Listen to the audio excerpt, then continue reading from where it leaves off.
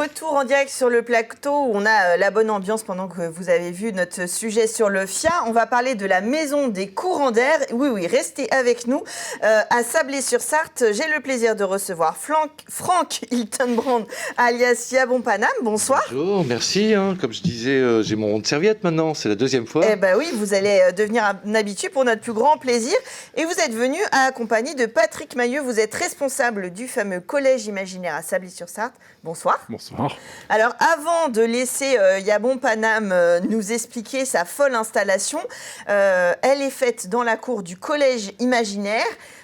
Son nom n'indique pas ce qu'il est, donc dites-nous ce qu'est le collège imaginaire. Alors, indépendamment d'être une structure de formation dans le champ du travail social, c'est aussi un lieu d'hébergement pour personnes à la rue. Et donc, vous faites des initiatives, on va dire, ouvertes sur l'art, les sorties, la découverte, un petit peu pour les sortir aussi de... Un parti pris que la culture a à voir avec le champ du travail social. Alors, c'est pas un pari, c'est sûr. On s'en rend compte très souvent sur le plateau de Culturel et je ne cesse de le répéter. Il y a un lien, évidemment. L'art fait partie de l'ouverture, de l'inclusion sociale. Il est là pour tous, il est là pour nous faire rêver, nous faire jouer. Et je pense que c'est pas Franck qui nous dira le contraire. Qu'est-ce qu'on va découvrir Qu'est-ce que cette maison des courants d'air ? Alors, Patrick m'a gentiment invité, je l'avais vu sur un reportage, et puis déjà le nom m'avait interpellé, Collège Imaginaire, c'est plutôt sympa. Ouais. Et voilà, 2 petits coups de fil après, ça se fait très, très facilement comme j'aime, parce que des fois il faut présenter des dossiers, tout ça. Et donc Patrick a facilité tout ça. Il est venu me voir cet été, j'étais à Saint-Sénéry, le gérer. Ça s'est super bien passé, donc, et puis on s'est dit rendez-vous dans 2 mois. Et voilà, donc je suis dans la cour du Collège Imaginaire. Et ça se passe super bien. Alors, c'est des installations un petit peu folles. On a le sourire parce que c'est vrai que ça prête à sourire. C'est joyeux, c'est en extérieur, c'est des matériaux de récupération, des ballons, des jouets de piscine avec des Tancarville. Et puis, vous proposez un safari photo, c'est-à-dire de retrouver des objets au milieu de cette installation. Oui, alors c'est là le moment le plus super parce qu'à chaque fois, il y a à chaque fois des petites histoires très très sympas. J'ai des mots d'enfants. J'ai même eu hier un EHPAD qui est passé où je leur dis c'est de 7 à 77 ans et elles se mettent à rire parce qu'elles avaient toutes plus de 77 ans.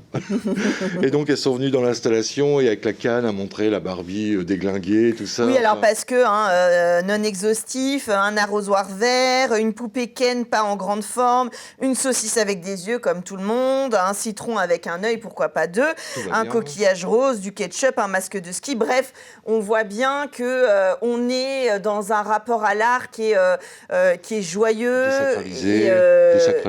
Oui, désacralisé. Voilà, c'est ça, les gens, c'est un peu comme une attraction foraine, même si le truc est un peu sérieux, mais moi, j'ai présenté ça à Berlin, je vous avais expliqué la première fois, à New York, dans des endroits où j'avais des personnes très coincées, tout ça, et ça me plaisait pas, et donc maintenant, je le présente en Sarthe, actuellement, et je me régale. C'est un régal, parce que j'ai les petites phrases des enfants, voilà, on rentre dans l'install, on y passe un quart d'heure, on s'amuse.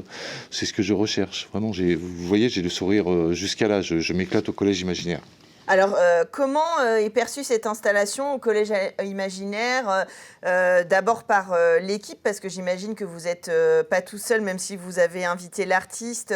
Comment c'est perçu à la fois par, on va dire, les institutions et par les gens qui viennent chez vous ? Je pense que les habitants, ils apprécient. Ils sont dedans.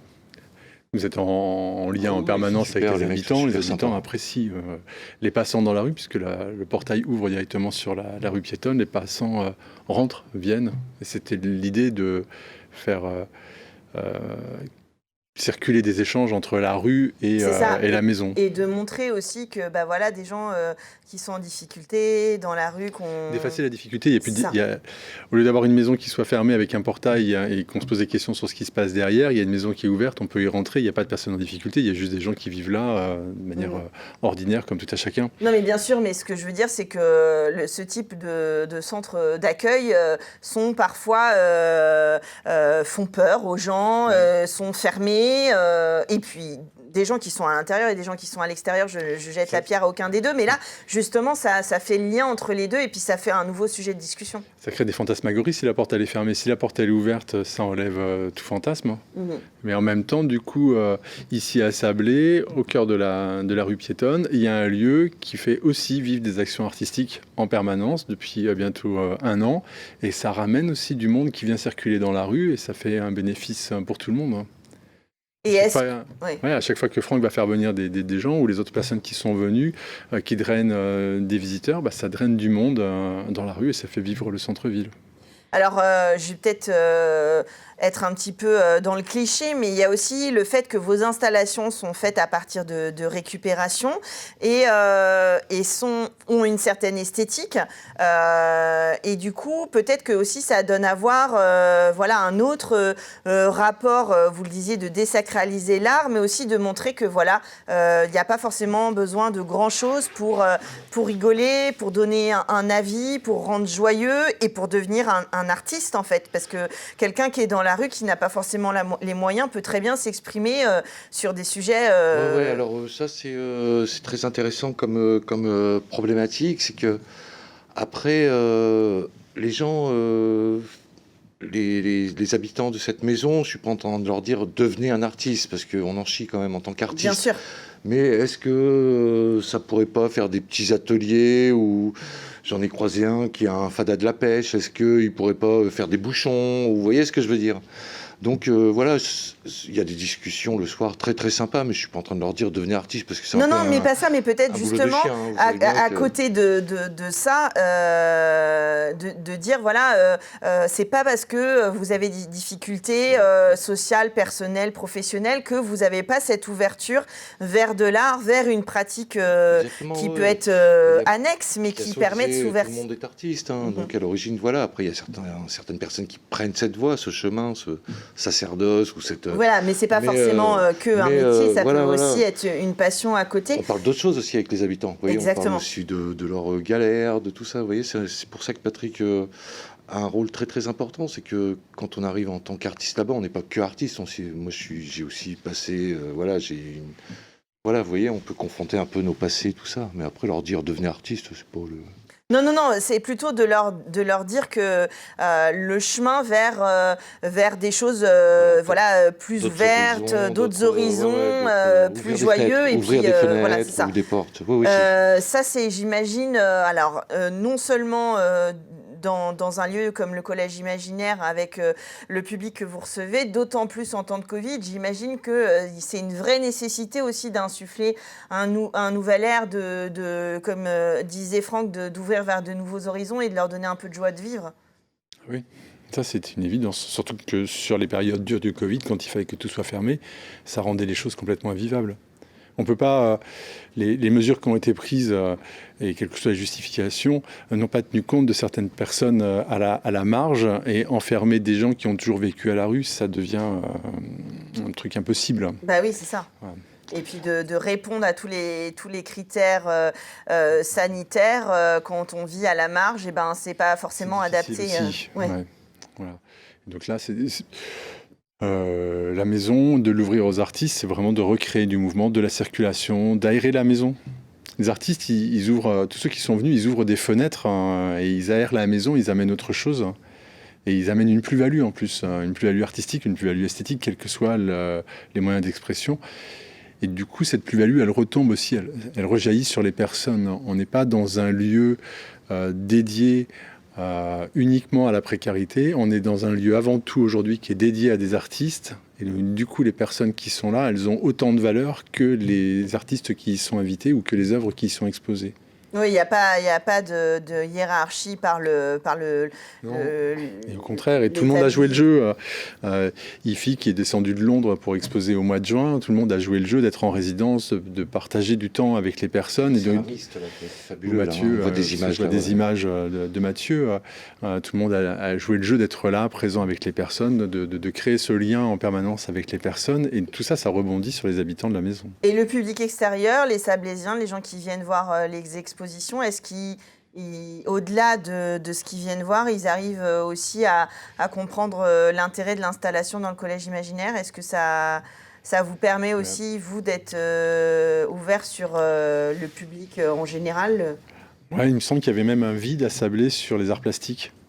Il y a une présence forte du théâtre, il y a une présence forte de la musique, mais il n'y avait pas de lieu dédié aux arts plastiques.